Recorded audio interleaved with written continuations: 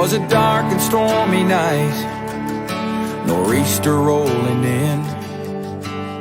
It's a long 12 hours, the power's out again. I pray for inner strength and that we don't lose no lives.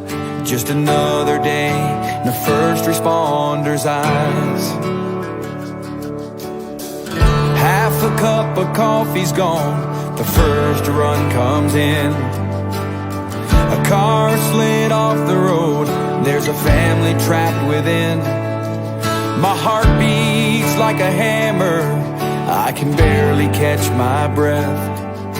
I'm thinking the worst and hoping for the best. Yeah, we ain't superheroes, we're just ordinary people trying to make a difference, and the first on every scene. It's a heavy, heavy burden to carry all this burden when you can't unsee the things you've seen. It keeps going on. When those sirens are gone.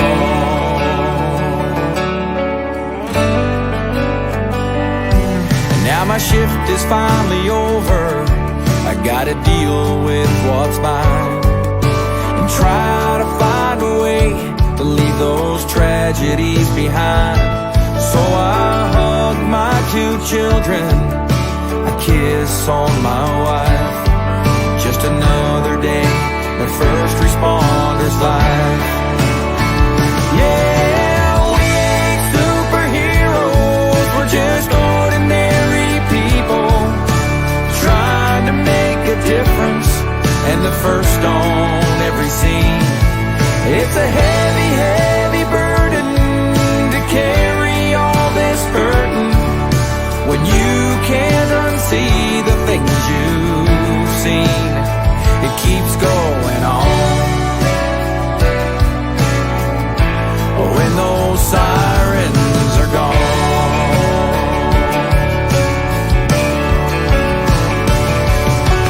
Flashing lights fill the air, broken bodies everywhere. Another bad dream is stealing my sleep.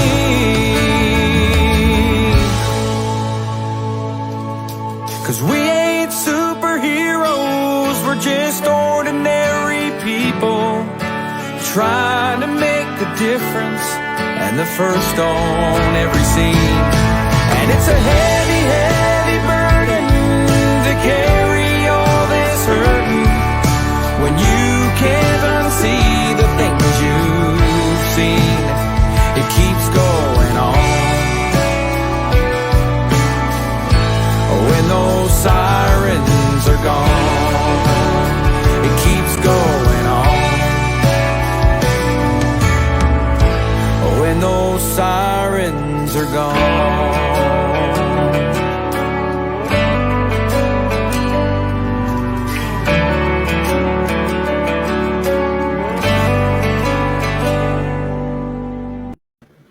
Welcome to the award-winning Mad Radio, your First Responders Network with John and Sam. And John, once again, his work has taken him away. He's at a meeting during his shift, so he will be back with us next week.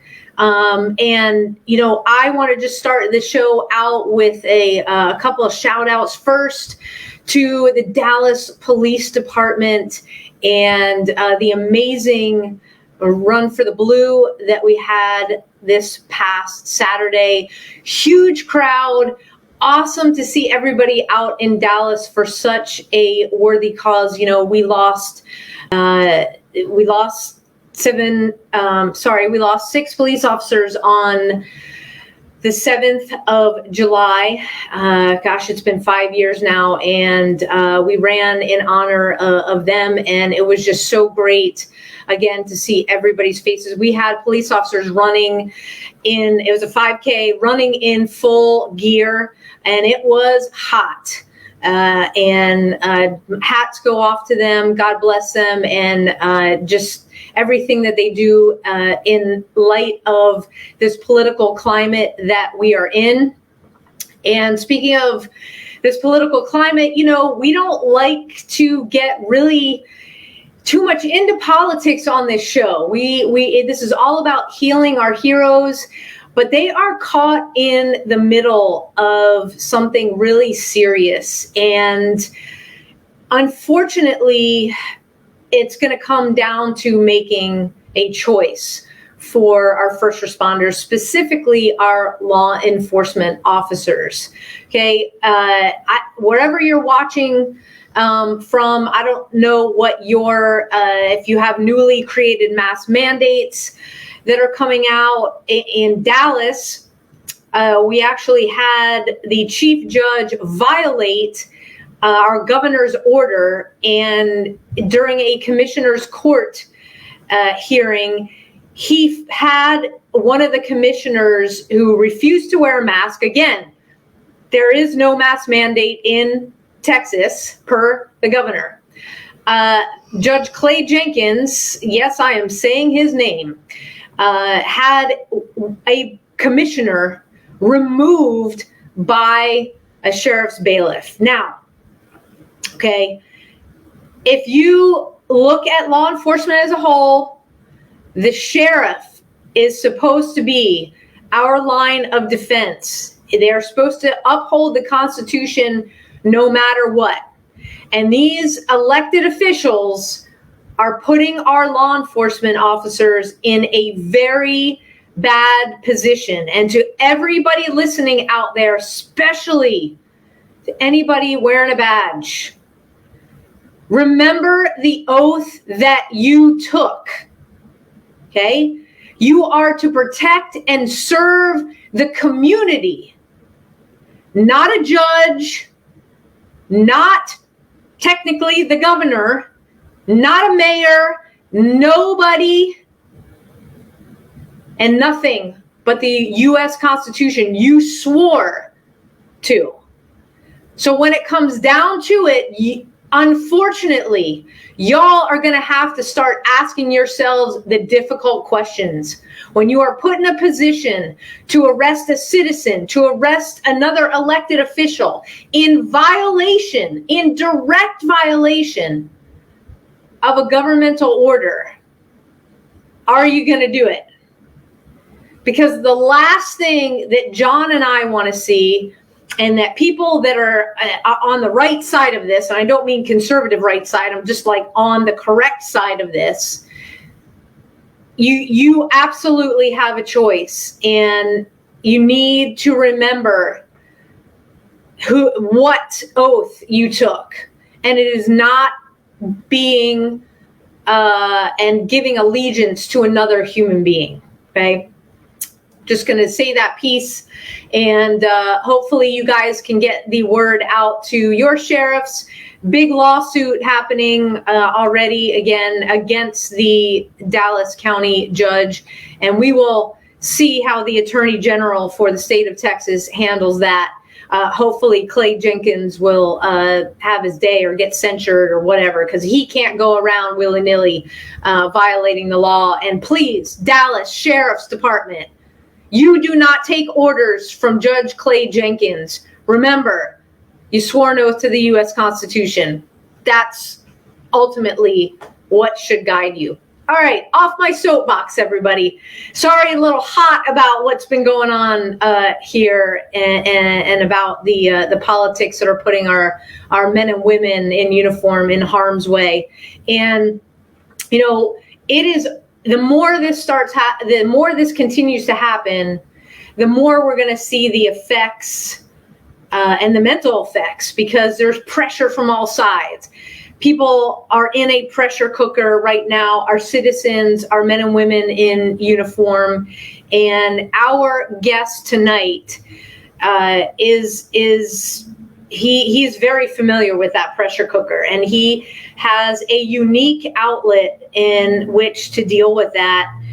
He's been on the show before. We did not get to talk about what he does with his society. Daniel is a published artist and writer and has 3 art books.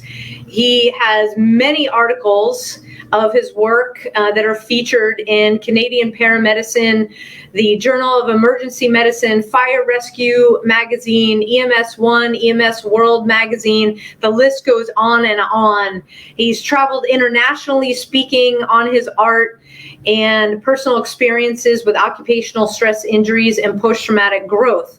Daniel is the president and founder of the Peer Recovery and Resiliency Society, a group that supports emergency workers from around the world and aids in their post-traumatic growth. He is an advanced care paramedic, firefighter, pre-hospital educator, photographer, and photo editor. His love of photography began on his travels and his technique.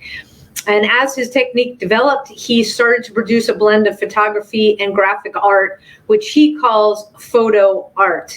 And the majority of Daniel's work involves emergency services photography. It comprises an emotional connection to the artist, as most of his pieces are based on actual emergency calls. And he personally has attended as a paramedic and firefighter. Daniel, welcome back to Mad Radio. Yeah, thanks, Sam. It's great to be back. And hey, I loved your rant at the beginning. I think that's a good point, because it's those controllable stressors that we feel that could be mitigated, right? Like sheriffs and all emergency workers, we have those traumas that we know we're going to get, that traumas that we know we're going to see, the uncontrollable traumas. So we don't need this other layer of pressure and stresses that don't have to be there. I call them the controllable versus uncontrollable stressors. And I think if there's anything that we could do to mitigate the controllable stressors, to make the stressors that we know we're going to have, the traumas we know we're going to see, then that's got to be better. So it's, now this with the COVID and now with the masks and all these other things, it's extra stuff on top of everything else that we have to deal with, which I think it could be avoided. Yeah, and last time you were on the show, got a ton of messages, which, by the way, the comment stream is open. So if you have questions for Daniel as we go through, please go ahead and ask them. We already have some comments coming in. Keep up the great work, praying for our law enforcement, first responders, and folks on the front line. In terms of relieving that pressure, the thing that I love about your work with the Peer Recovery and Resiliency Society that you founded is that you talk about post-traumatic stress from a place of growth. And I 1,000% agree with it, because it doesn't leave us. We have to learn how to use it to grow beyond it. And I had heard the term a couple of years ago, but it's still not something that a lot of foundations and other folks talk about. What is it for you that you were like, no, this is all about post-traumatic growth? Yeah, it's, there's a lot of societies and a lot of even religions that believe that there's no growth without suffering. And I don't know if I believe that 100%, but often when we receive these traumas, and I'm speaking on behalf of myself and many of the thousands of peers that I've spoken to, that, we receive that trauma, we are then become impaired from that trauma. And normally it's like, oh, my life is doom and gloom. We get our diagnosis of, okay, now you have PTSD, and you think, oh, great, I'm screwed now for the rest of my life. I got PTSD. I'm going to struggle just to be functional. But that doesn't have to be the case at all. It could be, there's many examples of people that have gone through recovery, rewired their brain, and have come out better than they were before. So post-traumatic growth is you start here, and then you have the trauma, then you're impaired, and then you do the growth, but then you may actually end up higher than you were before the initial trauma if you go do that work. Right. And I know many of my peers that have done that. So what we do at the Peer Recovery and Resiliency Society is we put a conference in, or we used to put a conference on, and hopefully we'll get back to doing that again soon. I invite my peers that I know through my travels that I recognize signs of post-traumatic growth in them, and I invite them to come and speak to their peers. They're not professional public speakers. They're paramedics and firefighters that have been involved in 9/11 and the shooting in Las Vegas and some big major events, and they are actually showing signs of post-traumatic growth where they have recovered beyond where they were before that initial trauma happened. And I want people to know that, so that people don't identify so much with their diagnosis, right? They don't think, okay, well, I have PTSD, no, that's who I am. No, it's not who you are. Take advantage. It's weird to say take advantage of it, but do the work. And here are other examples of people that were in that position that have now actually turned into these superheroes that have really gone beyond where they were initially. So it's a positive. I think it's important for other people to see that is an option. That's a very viable possibility for everybody. And I think especially for people that are deep in their trauma, that are in a really dark place, if they can see samples of their peers that have done that, then hopefully they can believe that they can do that too. Yeah, and I think it's so important because as we work to smash the stigma, okay, the biggest hurdle that we still have is getting folks to ask for the help because of the stigma associated with that. So when you talk about growth, framing post-traumatic stress in a way where it's positive. Hey, you're not what your diagnosis is. You actually will come out better on the other side. Yes. That is huge in getting over that initial hurdle of, well, I don't want to be labeled. I don't want to have a disorder. I don't want to be that guy or that girl. And so I'm just going to be quiet, and kind of flipping it around saying, no, actually, you don't want to be quiet. You want to ask for help, because with that rewiring, and I know exactly what you're talking about, getting myself rewired, the learning process first to handle the triggers, and then beyond that of how to care for yourself, how to handle the stressors. Because in life, the stress doesn't go away. It's turning the stress into a positive. So we call that, I think the term is eustress, EUSTRESS, and living in a growth mindset, if you will, to be able to help others in your department. Yeah, and it's you're totally right. And it's about recognizing those signs and symptoms.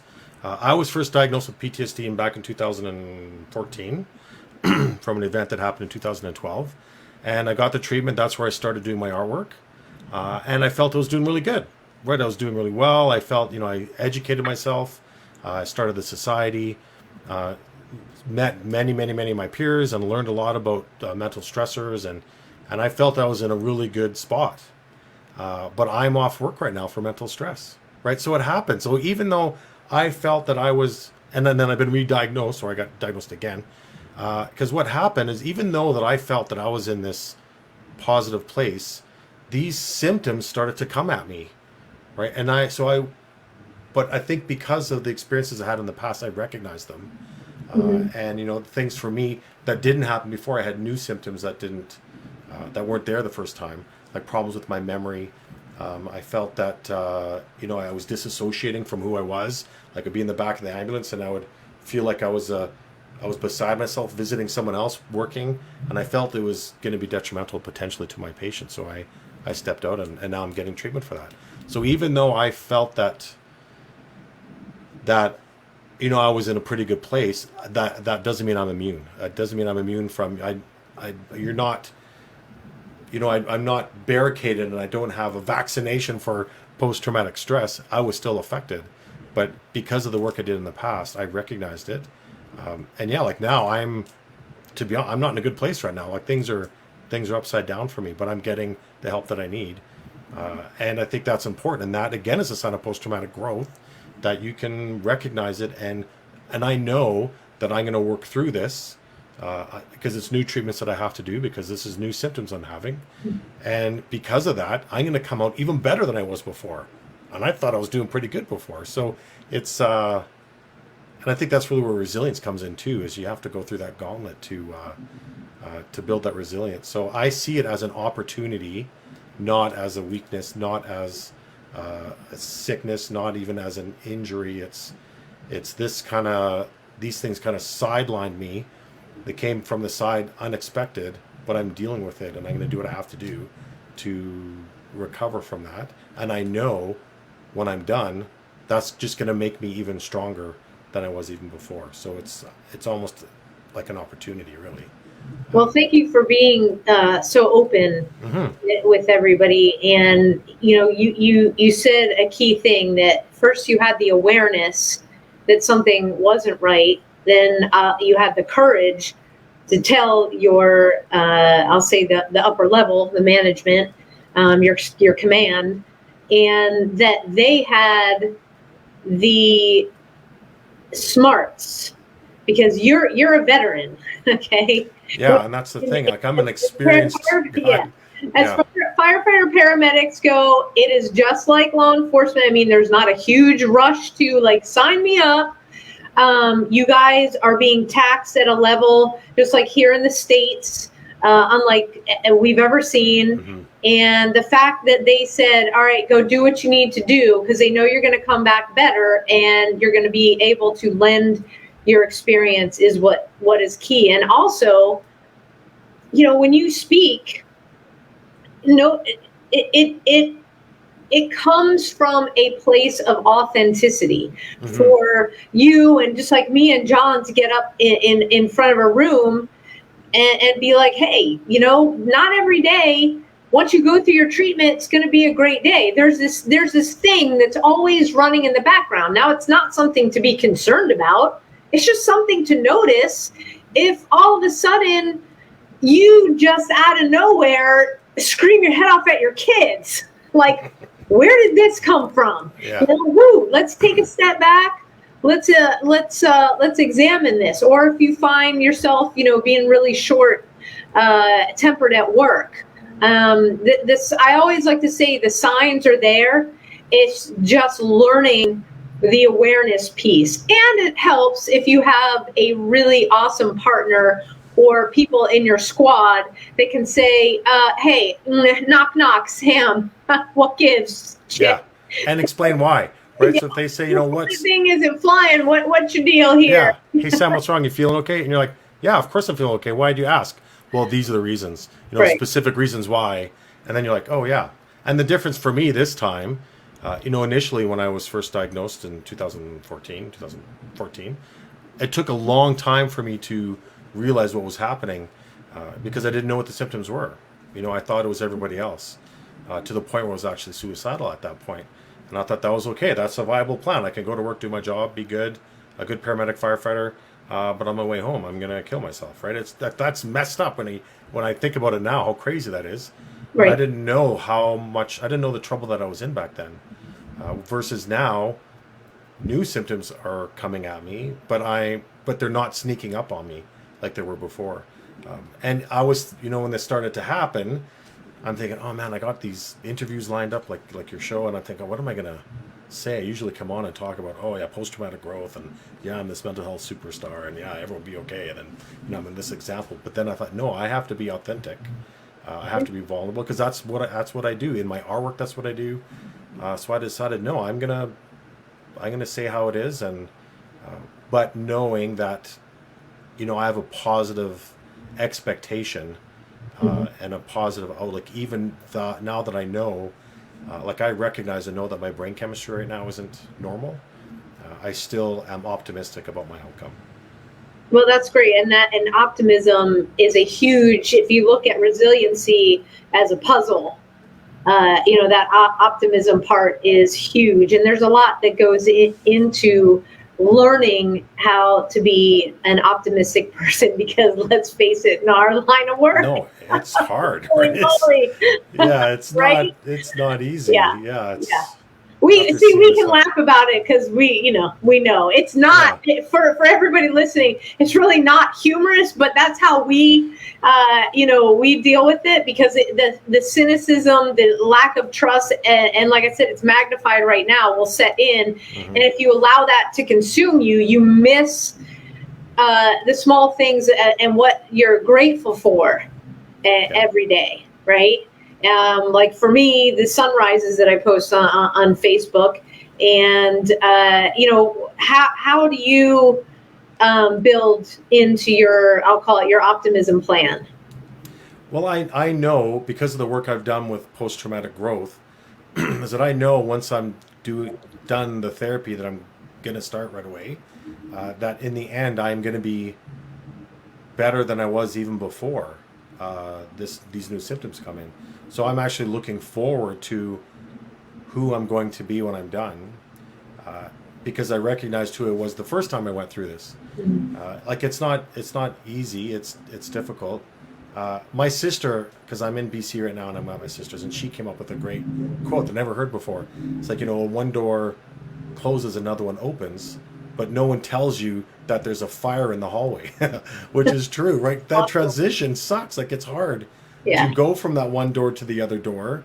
You need to go through that fiery hallway. No one tells you about that, but you still get to go through that other doorway.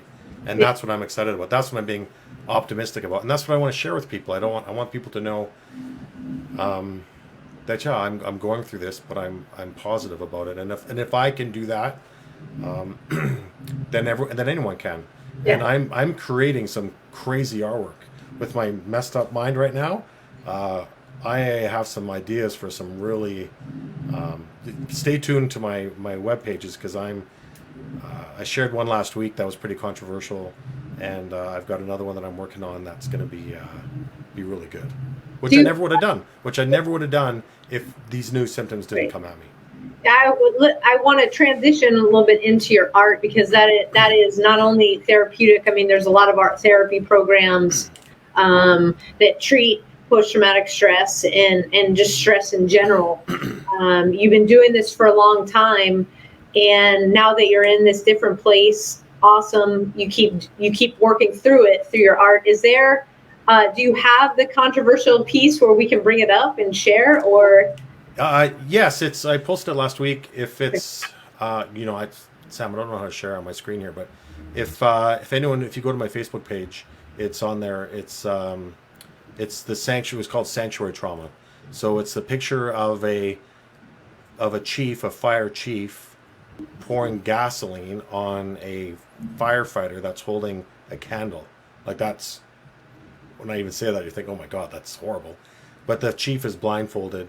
And the whole story is about sanctuary trauma, about the harm that people are doing for those of us that are trying to manage our initial primary traumas, that these peripheral controllable stressors can actually be more traumatic to us than that initial trauma that we're trying to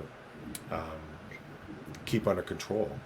Okay, so I am on your Facebook page right now. Yeah, if you just scroll through my feed, you'll see it. I think I've done it. I've got it right here. Okay. Yeah. So what I'm going to do is I'm going to share this. Wow, that is. Yeah, like you look at it and you're like, oh wow, that's all right. not something you should be doing. Share screen. Let's see. Share screen. Chrome tab. Oops. And the response from that picture that image that I did, that one, yeah. So the response that I want to do a big shout out to Fort Saskatchewan Fire Department for helping me with this picture. When I told them, when I had this idea, I'm like, man, what department is gonna want to do this? That's gonna want to help me with this to show a chief pouring gasoline on a firefighter holding a candle. But Fort Saskatchewan, they were very interested. They want to educate themselves more on the ideas of post-traumatic growth and sanctuary trauma, and they want to know what they're doing, what they can do better. So I want to applaud them for usually I change the flashes, but they said no, keep them in there. So Wow. that was great, and that's why the chief in this picture is blindfolded, because they don't know the damage that they're doing. For that firefighter who's sitting down, his candle is PTS, for post-traumatic stress. It's a small flame with a little candle that he's trying to nurture, and he's doing his best to do that. But these other controllable stressors are coming in and going to make it a lot worse for him. And I want to applaud you and because you hit the nail on the head with, chiefs that don't know what they're doing. John and I said it's 2021. You have to be living under a rock as a supervisor or a chief, a city council person, a mayor, to not know that your actions may exacerbate if somebody is dealing with PTS, whether or not you know it. Your whatever you're doing in terms of training, whatever you're putting in, and I'm talking about new things exacerbating it. Like there's been thousands of papers studied. So yeah, right. Like it's not like this isn't my opinion. Like these are studies that have been done that show that this is a real thing, and that secondary trauma, that sanctuary trauma, is often more damaging than the primary trauma, and it's also a better predictor of long-term disabilities. Right? So if they can control that, and it may not be the same, they could do the same thing, and one person that may not affect them at all, but someone that's trying to nurture their post-traumatic stress, it could affect them a completely different way. And I think people need to educate themselves that could be potential. And it's not only chiefs; it could be family members, it could be coworkers, it could be anybody. Yeah, and it's you just said family. It's important when you get to a place where you feel like I'm looking at the firefighter paramedic sitting on the floor and on the ground, and the things that it makes me feel is when you've got a situation where the person feels trapped, where it's at, they get up, this is the job that they wanted, they go to work, they're trapped, they come home, they're trapped. It's exactly what you said. While they're going home or going to work, it's that reel of, why don't I just drive off the bridge here? How am I going to take myself out? Because there's no way to go. And that is the worst feeling to have. And that is why you work so hard. That's why John and I do what we do. That's why we do Mad Radio, because we never want anybody to feel like they are trapped, because there are so many resources out there. You just have to have the courage to pick up the phone or let go on the internet to ask for help. So I'm going to stop screen sharing here. Yeah, and that's great. It's like, I think the more that we share and talk about it, the better it gets. And sanctuary trauma is, I think it started off with the Vietnam War, when vets would come home and they have their trauma and they're expecting to come home to a supportive environment, and they just receive more trauma. That's where that idea came from. But I think the more that we talk about it, the better it is. I did a presentation in Australia through Zoom a few days ago, and the president of the Federal Police Association was there, and he saw that presentation. So now I'm going to be meeting with him tomorrow, and I'm going to help him with presumptive legislation for federal police officers in Australia. And he wants to learn more about sanctuary trauma, and they want to educate themselves so that they can prevent that, because they know it's in their best interest. Even if you don't care about your firefighters or your police officers or your paramedics, it's in the department's best interest to mitigate that type of work financially, if anything. So that's very exciting and very promising that they want to learn more. And I'm super honored and can't believe that they are asking me to do that. So I'm super excited that I may help them. I may be able to help them in. Yeah, well, definitely keep us posted, because that's huge. Right. And this is exactly why we do what we do, is to make that impact on a larger scale, so that more folks don't have to experience what we did. And and that's the idea. Through. Do you have any inkling at all, like what brought on this what you're dealing with right now? No, and that's the scary thing, right? And that's the thing that I want to share is that I don't know. Like I'm sure it was remnants from my primary diagnosis back in 2014, but which just kind of snuck. It probably just found a new way in to get me, and I just need to find a way to close that access. But yeah, I was doing everything I was supposed to be doing. I was doing everything right, and then just all of a sudden, these new symptoms start to come in. So I don't. That's the scary part. I don't know. I wasn't doing anything different. I was doing everything right, and it still got me. Right? But this time, I'm prepared, and I recognized it, and I know what to do. Right? I'm gonna have to do some new treatment plans, which I'm both nervous and excited about, because I'm gonna learn more about those types of treatments, and I know I'm gonna close that door, but I think it's potentially that's always gonna be there, and he's always gonna try to find a way in, and that's what my tattoos are about. Last time we talked about my tattoos, is I have this guy. It's hard to see, but on this arm, there's take hard the to banner. see. But here we go. We're gonna make the screen big, so it's hard to see. But on this arm, it's weird. There's a devil here, and like this is trauma, and he's being roped, and then the rope goes over, and then on this side there's an angel who has the rope around his neck, right? Because this trauma is always trying to get away. Like he's always trying to escape, even though he's tethered now. He's always going to try to get me, right? And he did. So now I just need to get that rope around his neck again, but I know he's always going to be there. I think that's that's the game, right? And our brains are such a dynamic it's such a dynamic organ that it kind of reminds me of the movie Aliens, and I know I'm dating myself, like the first one, when we all discovered what that ugly thing is in the it was James Cameron, I think, who made this horribly ugly thing, but that every time they sealed a door, they came up with this plan. Seal this door, and we seal this hallway. We'll be able to back into this area, and they won't be able to get in. And so they go about their days, and they're continuing their research, and then they're trying to figure out how to get off the planet that they landed on. And all of a sudden, the emergency beacons, the detectors of movement and where it is in the place that they're at, shows that the aliens are coming, and they're like, oh no, the door's closed, right? They'll just be pounding on the door. We're good. We sealed it off. And then all of a sudden they're like, how are they on top of us? Sam, I'm going to watch that movie tonight. That's a great movie. Like you're talking about, like, oh yeah, that's such a good great movie. And that's a great analogy too. Okay, they were able to use the air ducts above and below, because if you cut off your air, nobody gets out, right? So the aliens got in, and they had to fight that fight.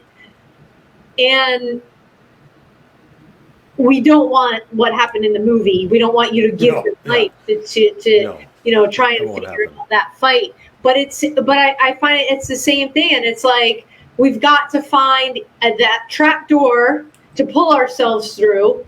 So the scene where they're in the water and they were able to, the little girl was able to get out. So she pulled that trap door, she got out, and she was able to escape to a place where they were not.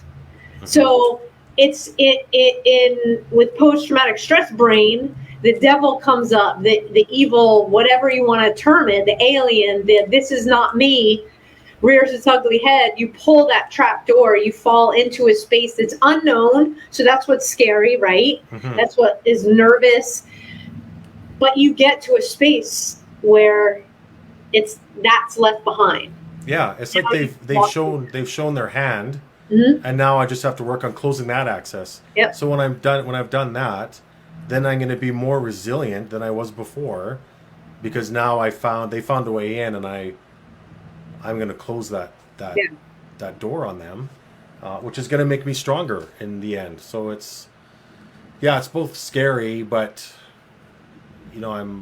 it's an opportunity, and I look forward to becoming a even stronger, mentally fit person than I was before, right? So it's and it adds to, another chapter in the book, to the society, to the people that you work with, to show this is real. This is what it looks like. This is how it goes. Yeah, because I always thought once you're in your post-traumatic growth phase, you're good. It's Right. like you're immune. You've been vaccinated, right? You've been you've been triple vaccinated, and no, that's not going to get you again. But man, no, that's not the case. And Right. that's news to me. Like I didn't think, The vaccine didn't work. Yeah, it didn't work. Well, it did for a little bit, but it's, I thought, it's, I'm learning.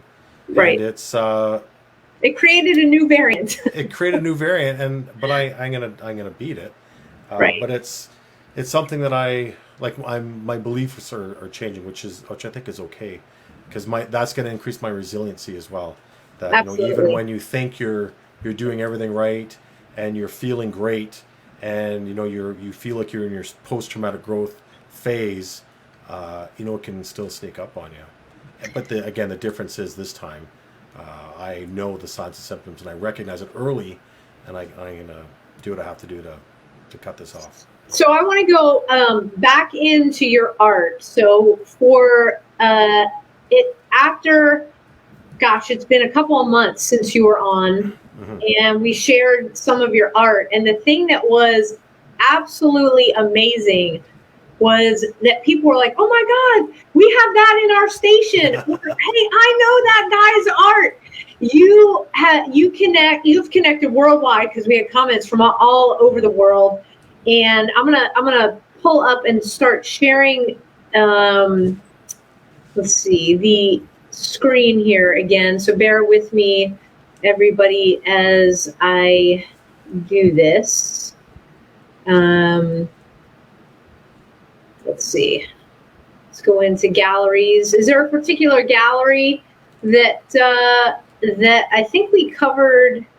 Police for sure last time. Is there a particular gallery that you want me to go into? I think there's probably more in the EMS, because that's where it most affected me. But Okay. yeah, I think we did the police one last time. But yeah, there's many in the EMS. We're going to go into the EMS gallery here.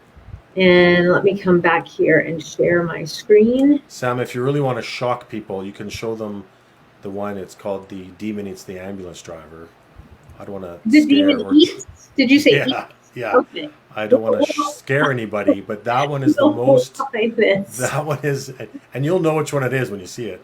But that's probably the one that's most authentic for me when I'm trying to reproduce a feeling that I had. Okay, so we are on. Yeah, so there's some COVID-related ones there, and it's a good way for me to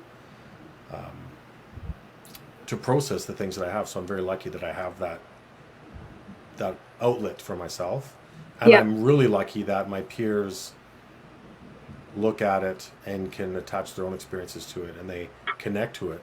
And I didn't think that would happen, but I'm so grateful for that, because that tells me that I'm not crazy. That tells me the artwork that I'm creating isn't just about me, even though it is all very personal to me. It's it affects other people too, because they've been there as well. So that's quite powerful for me. Yeah, let's start here, because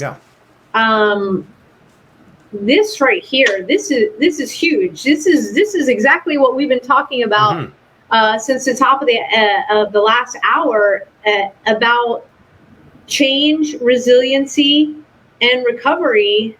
And I'll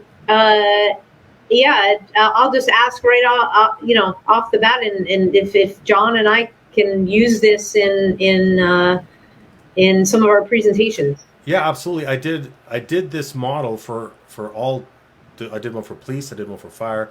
I did one for hospital. I did one for dispatch, and it's to show the changeable stressors that could be mitigated and prevent sanctuary trauma and promote recovery from people that are off on mental trauma versus the non-changeable trauma. So things that we are going to see, or things that we knew that we were going to see or potentially going to see even before we got into the job.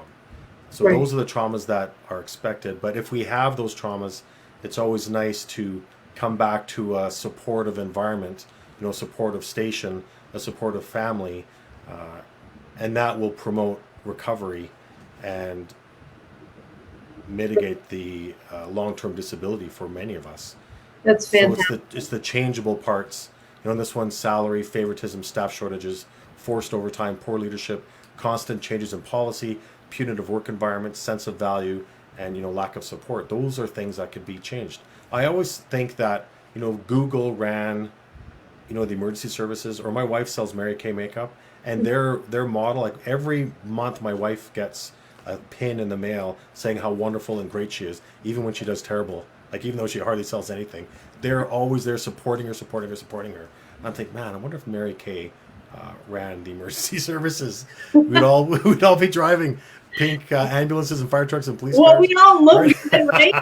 I don't know how the guys would, I don't know what to do for guys, but the ladies sure would be made up nice. Yeah, but that's a hugely successful company, and their model is to promote a psychologically healthy work environment. Right. Which really, and that's an area that I'm really educating myself on. I'm reading a lot of books on psychological healthy workplaces, and that's a place where you can feel comfortable, voicing your opinions without the fear of retaliation or being punished for it, right? And I think if we were in that type of work environment, and that also means, hey, that last call really affected me. Mm-hmm. I have a son that's that age, and I really can't get that image out of my mind. I need help. To come forward, and knowing if you were in a psychologically safe work environment, you would be able to come forward and feel safe saying that.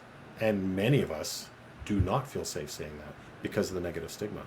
Absolutely. Right. So Absolutely. this is anyways, absolutely. You can, anybody who's watching, feel free to use any of these pictures and any of their presentations that they're giving, because I think it's important to even recognize the differences between non-changeable stress and changeable stress, or traumatic and non-traumatic stressors, or people call them like occupational stresses.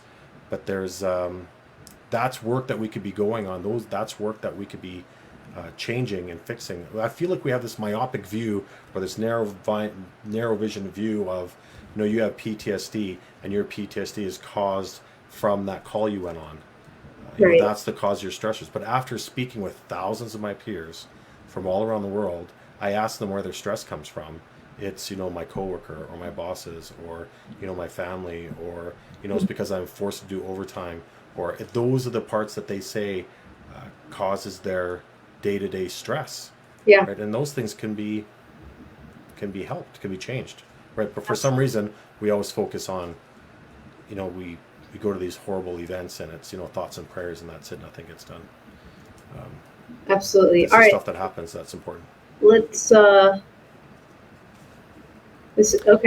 Yeah, Yeah. this one's The this is devil there. a new one. This is face to face, and this one is facing. And this is what I'm doing now: is that I need to face my problem head to head, and that pattern in the background. That's a pattern that's part of my nightmares, which I still have, and for the longest time I didn't know why that pattern would come into my mind, and it was very textured, and my view would be very close up, and it'd be bumpy, and it'd be rectangular in shape, and I didn't know, with these strong edges, and it caused me anxiety. I'd wake up, and it really triggered me, this pattern, and I didn't know what it was. And then through therapy I learned, which makes sense, that was the texture of the face of a patient I had who was hit by a train, and essentially his face was flattened out, so the skin was kind of that thing, and that call happened way back in 2012 for me, so almost 10 years ago. But it wasn't the face, it was the texture of his skin that stuck in my mind, and still does, and that's why I put it in this picture. Yeah, well, that's with, our brains are snapping pictures a mile a minute. Like I say, if you've ever been around a White House press corps, you can hear the cameras shutter going off, and that's what our brain is doing. And you never know what, like in your case, the nightmare, you never know what piece. It's usually not a full picture. What piece is going to present itself? So that's good to. Yeah, I never had flashbacks of his face, or that it was that texture of his skin. This one is called The Cliff, and I wanted people to kind of interpret it the way they wanted.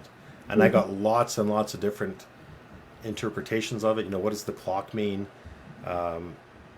People recognized, they thought it was the profile of a dog, which is recovery. And people thought, that's the doomsday clock that, you're hanging on, and, you're at the end of your career. But other people are saying, looked at it and thought, okay, you're hanging on, you're at the edge. However, you can easily shimmy off to the side and just move your left foot over. So the interpretations of them were quite varied, from, yeah, that guy's going to fall, he's had enough, he's done, to, yeah, he's in a rough spot right now, but he can get out of that spot really easily. Wow. So it's I want to try and find the one you were talking about. Is it in this set? It's probably on like page 4 or 5. I did it quite a while ago, so you might have to go through quite a few pictures to get in there. But white, there we go, wifey. Yeah, and that's a lot of people can relate to that one about leaving their family. And John, he's working, but he certainly can relate to this, the circus tent. Yeah, and that could say EMS, that could say lots of different things, but yeah, sometimes it just feels like you're doing that. So yeah, that's the recovery. That's a good sample of, that's again where I am now. In order for me to recover, I need to walk up this hill. I need to navigate my way around that thing in order for me to get better. Absolutely. Wow, this is very vivid. Yeah, that's a death notification. That's my tattoo that I have up here, a variation of that one. I changed it a couple of times, but that's on my recovery arm, where St. Michael's, and he's not stabbing him in the crotch on my tattoo. I kind of moved it up to his belly. I thought that was a bit too shocking. But I meant to do it that way. I'm like, where is it going to hurt him the most? Yeah, exactly. Right in his crotch. Exactly. Christmas, Corona. So we recognize this is the coronavirus. Yeah. There's another one. Yeah, and we're looking for the this one's very powerful. Yeah, and that's kind of Judgment Day, self-judgment. So all the things on there are, I always think to myself, when I'm on my deathbed, am I going to be okay with the stuff that I did? So these are the questions that I'm going to ask myself. Did you starve relationships, or did you nurture them? For example, were you thankful or grateful? Were you generous, or were you greedy? Those types of things. I think those are the things that are important. And I think for most emergency workers, or most people that are public servants, I think we're going to answer a lot of those questions positively. Absolutely. Let me see. Yeah, so there it is on the bottom there, second from the left. That one. This one. Yeah, it's pretty. I want to warn people, it's pretty graphic. And it's the demon eats the ambulance driver. Now this picture represents, so that ambulance driver is a derogatory term. We don't like being called ambulance drivers, but this guy isn't an ambulance driver anymore. He's not even defending himself. He's literally being consumed by his demons. Right? So it's very graphic, but this is the point of suicide. This is when you decide, okay, I don't have the energy, I don't have the strength anymore to defend myself. I'm just going to give up and be literally consumed. And that's what this represents, the point of you being consumed. And that's very powerful. And I was there. And people that haven't been there, they're not going to get it. But for those that have been there, that is a very, very relatable picture, where this guy isn't even defending himself. He is surrendering himself. Well, I'm going to picture, yeah, that is wow. Yeah, it's pretty heavy, that one. But that's my favorite one, because it's the most authentic picture to the idea that I had and the image I wanted to produce from that idea. That is the most real, transition from idea to picture. Yeah, so if you guys want to see more of Daniel's art, you can go to dansonphotos.com. That's what we are on. He's got many different collections. And again, these are departments that he has directly worked with that have agreed to allow him to come into training, to be with them, and his own personal calls that he has been on. And, like I said, he's transposed them into photo art that it is just amazing.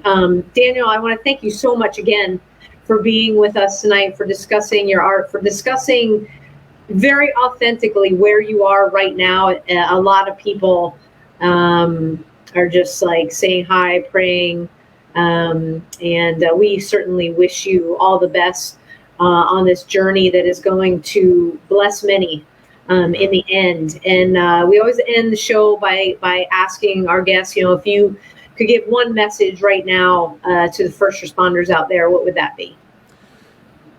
Yeah, I forgot that you asked those questions at the end. Yeah, for me right now, I think for what I'm doing now is I'm just trying to be really authentic, and I'm sharing what I'm personally going through, hoping that people, will see that it's okay. And so my message would be, put it out there and share. And I think you'd be really surprised at the support you're going to get.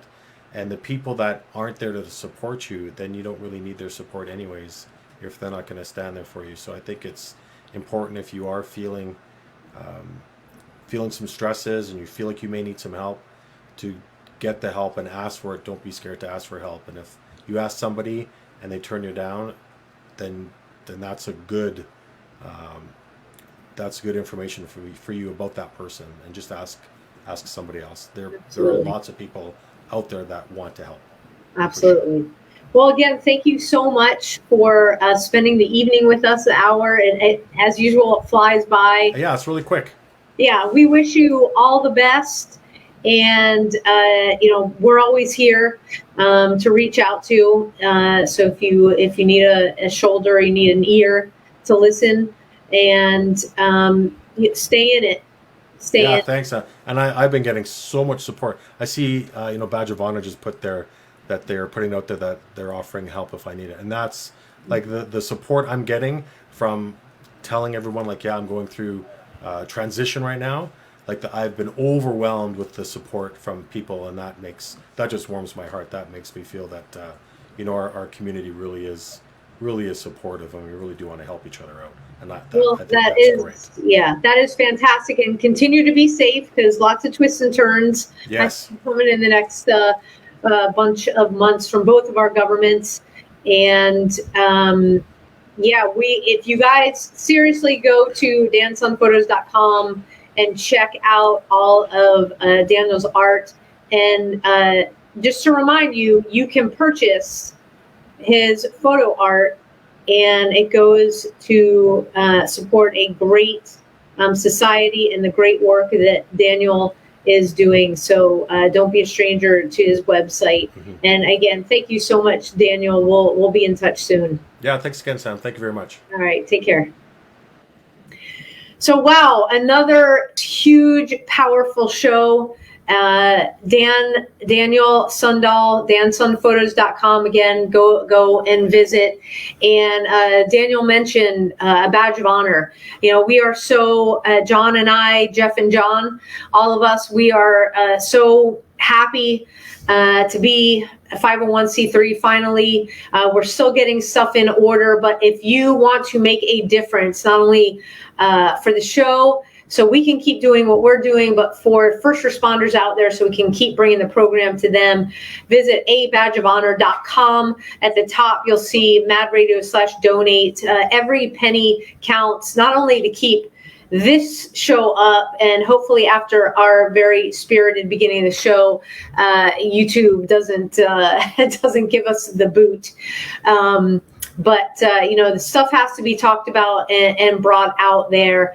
And so if you need the help, remember, you are not alone. You've got to find the courage to reach out, and you don't have to do it in your own department. badgeofhonor.com, scroll down, all the resources are right there. And if you want to kind of decompress a little bit, you're finding yourself like really super stressed out, I'm going to encourage you again, go to danceonphotos.com and check out his art, because he's been there. We've been there, and the art will speak to you. You are absolutely not alone in this journey. We get your trauma. We understand the stigma. We want to help you stand up to it, and you absolutely deserve it. You do. You deserve to be well. And, until next time, to all of the first responders, all of our law enforcement, firefighters, EMS, everybody on the front lines, our nurses and doctors that are towing the line, that are showing up without judgment every single day to put their lives on the line. We are praying for you. We honor you. We are wrapping our arms around you in a giant hug, and just keep up the good fight. We thank you for keeping us safe here at home, and for all of our men and women fighting overseas for the freedom that we get right here at home. We love you. Keep going. And until next time, we love you all. Stay safe out there. Take care, everybody.